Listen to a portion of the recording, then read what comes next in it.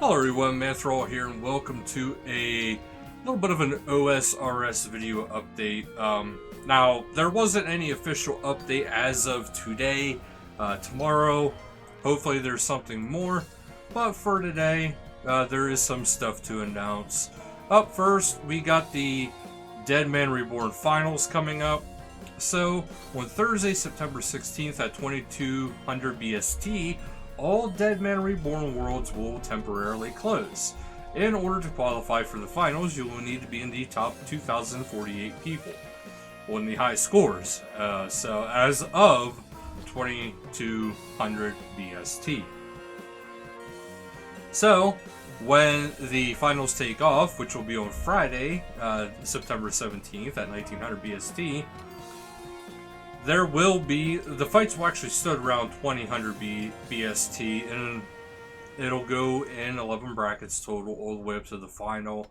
When they decide the final, you can watch this entire thing on Twitch. Remember, the finalist gets $20,000. So this is no small competition. Up next, we have an age-appropriate design code changes. So what this means is that what has changed is the UELA and the terms and conditions go along with the policy, or privacy policy. Now, the alterations that they gave a very broad and vague terminology as to what has changed. Me personally, I don't know about you guys, but I would like this to be perfectly clear as to what has changed for each of these sections, but they're not really doing that. So the alterations as are follow include there is regarding of inappropriate language. They made the unacceptable behaviors more clear, and they added some clarification about swearing and cussing, as well as bullying and harassment. They have also added a small list of topics which they do not want to discuss in the game. So that's actually something that's kind of nice. I will look at the rules of RuneScape just to be sure to see if there's any of these that we can actually hit. But they also added some context to the real-world trading rule and associated risks. They expanded the game of chance rule to clarify the use of bots and websites/services. They have listed some of the most common scams for awareness and offer some clarification around player-run swapping services. They have expanded the staff impersonation rule, focusing on the attempted phishing, and that is with a PH, not the F. They also clarified exactly what information is to be classed as personal details. Their bug abuse rule has also been tweaked, particularly for players who accidentally discover a bug and might be worried about being banned. The thing of it is, Jaggeds, players aren't worried about reporting bugs for two different reasons. That, yes, they're worried about being potentially banned, but also the ones that want to keep using those bugs. I mean, obviously those people are going to be in trouble that don't report it for those reasons. But the person who is worried about being banned is because there's been a lot of times where people have been banned for reporting a bug. And they are seen as bug abusers because they stumbled upon the bug and it benefited them, and then they noticed, hey, this is a bug, and then they reported it. Those kind of things, that's why people are timid about that. They don't want to be banned for no reason, especially for finding a bug. And they've also added a short fact that covers what you should do if you've been muted or banned, how to submit a abuse report, and outline of how to handle abuse reports, and what you should do if you're worried about another player. So again, this kind of goes more into the factor that people don't want to be falsely banned. So I think it's one of those things where, you know, the system itself needs to be worked on so players can actually feel more comfortable playing the game, and they should have little to no worry about being muted or falsely banned. Unless absolutely needed, because if you are somebody and you generally know if you did something wrong. But as for the things going on, so real world trading, it basically is going to be in-game items, in-game gold, GP, and account names. So that is basically paying somebody to obtain these things for you. And this can be also with cheating and macroing, so that's also known as botting. These are things to kind of keep in mind. It's not entirely, unclear. Hijacking, so basically hacking another person's account and taking their items. That also falls underneath, not okay. So the macroing and third-party system software and hardware. So they do have one exception to this, which I find kind of interesting. But the main issue with third-party software is that it gives you an unfair advantage in the game. Now, for OSRS, there is that third-party software called RuneHD that is actually okay. However, the things that were initially created that were considered to be over the top, that would actually violate this, have been actually removed. This way players don't accidentally use those things and get themselves banned. So it's something that's pretty obvious. Nothing that gives somebody an unfair advantage. That's the main rule when it comes to that kind of stuff. So the one I wanted to go over the most, well, it was actually games of chance and inappropriate language. So the inappropriate language or behavior, so is saying that it is against the rules to use chat that is likely to upset other players using slurs, slang words, and other inappropriate phrases that target specific people or groups. Unacceptable chat includes bullying and harassment. They expect all players to treat each other with respect, and targeted chat attacks between players will not be tolerated. A small number of topics are not appropriate to be discussed in the game, and these include sexual crimes, child abuse, explicit sexual content, torture, animal cruelty, drugs, violence, and terrorism. Spamming and flooding in the chat window, so by this they mean filling in the chat window with a text that is not related to gameplay.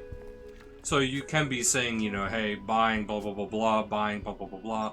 You can be doing that, but outside of, stuff that deals with the game, or just doing it for absolute, chaos and corruption, just don't do that.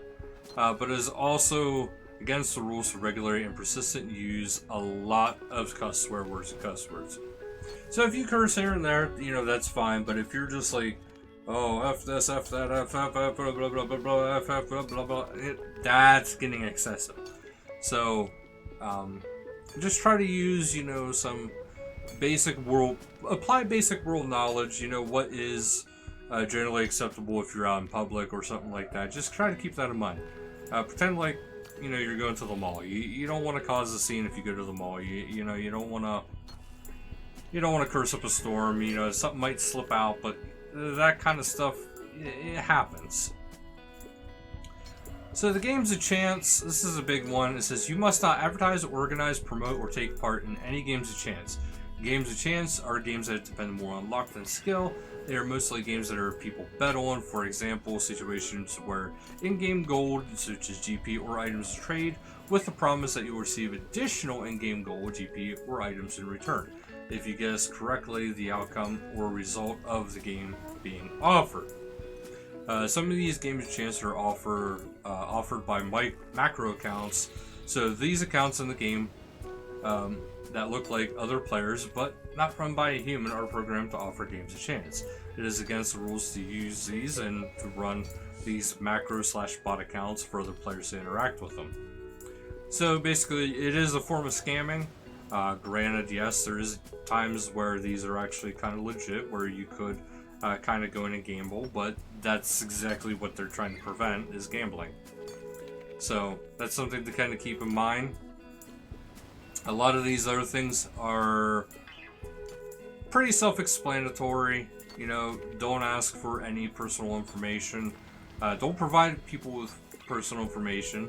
You know, that's stuff like full name, email, telephone, home address, your age, if you're under 18, of course. Anything above 18, you know, that's up to your consent there. Any other information that could be used to contact or locate you. So you don't want to do those kind of things for potentially many reasons. But also, here's one that people sometimes forget, is encouraging others to break the rules. That's something to kind of keep in mind. But the other big news is, and this is one that I saved for last for a particular reason. And as of this past Monday, RuneLite and 1.17scape was allowed to release their HD version. So that is available to everybody this week. This actually started Monday. They heard the players, they understand how passionate players were for it. And, you know, they wanted to work things out because, of course, they have their own thing coming up. But obviously, you know, 117 and Adam, they put in a lot of work to get that done. And it's something that doesn't necessarily really give an unfair advantage. Honestly, it brings it more into line with, you know, what you see here in RS3. With the fact of the landscape and, you know, stuff like that. It kind of brings a new light to a lot of stuff, and it makes it kind of nice. I know a lot of people don't like RS3 or don't like OSRS, but I mean, honestly, at the end of the day, they're both RuneScape. They're both great games. They both offer different things, so let's just try to enjoy these kind of games together. Personally, there is one thing I did see, and I got kind of excited for it. And I hope this becomes a reality, and this is actually something I kind of realized too, especially with the whole thing of RuneLite and Jagged's actually saying, you know, okay, we'll allow this. Okay, so RuneLite is essentially a mod for RuneScape. And when it comes to modding in an MMO, it's traditionally unheard of. I don't typically hear that very often, because usually a lot of times, you know, mods are a little over the top, especially when it comes to games like GTA 5 and stuff like that. They're a little bit much. Some mods, they provide too much of an advantage, or, you know, a whole bunch of different things, but that's also partially with hacking. But that's a different story. But this is actually kind of big news in a way, because if we can get RuneScape or Jagged's to start allowing certain mods, that means there's other mods that we can actually kind of push through. And one of the mods that really actually excited me was somebody actually either started making or made a 2011 HD graphics, as far as like the actual graphics of how games looked at that time frame. So, for instance, you know, this entire area would look 1,000 times better. The trees would be much more lush and lavish. It was essentially almost the same as playing any other MMO. The only thing that really kind of stood out versus the landscape and the NPCs was actually just personal character themselves. Because that character stayed kind of core and basic. But, you know, that's fine. But one thing I would love to see, and now, of course, this is up to option, but I would love to see it where we can actually download the game itself and have mods, and especially since Steam itself has a big modding community work behind it. There is a workshop for it where we could actually potentially start seeing mods come in more and more to the RS community. Granted, yes, it'd be basically mostly cosmetic stuff, but what this can actually really mean is we could potentially see, you know, right now it's 2021, we could potentially see 2021 graphics as RuneScape. whether it be OSRS or RS3. And what this, the biggest part and what this actually means, okay, and why this is actually kind of a big deal. These mods are people who are very passionate and very talented in what they do. All Jackets would have to do from here on out is look over these mods and see if they are okay, you know, see if there's nothing, make sure there's nothing inappropriate mixed in with the mod, and make sure it's okay, then put the stamp of approval on it and allow it to go live. Which means Jackets wouldn't have to focus as much on the look of the game as much as they would have to focus on the content in the game. So if there is high-end mods out there, we don't have to worry about graphics then anymore. We just have to worry about the content. And if Jackets is worried about the content and mods are doing that other stuff, that creates a very strong and beautiful game. So I implore you guys, do try to get through to Jackets and allow mods. Because if we can get these mods going, we can get better graphics going, we can get a better player base going, and then the people that want to keep the older style graphics just don't have to use those mods. You see what I mean? We could have then officially, well, essentially 2 games now, because of the combat system. Essentially, that's what it's going to end up boiling down to, is the combat system is going to be different, and then the current content within the games.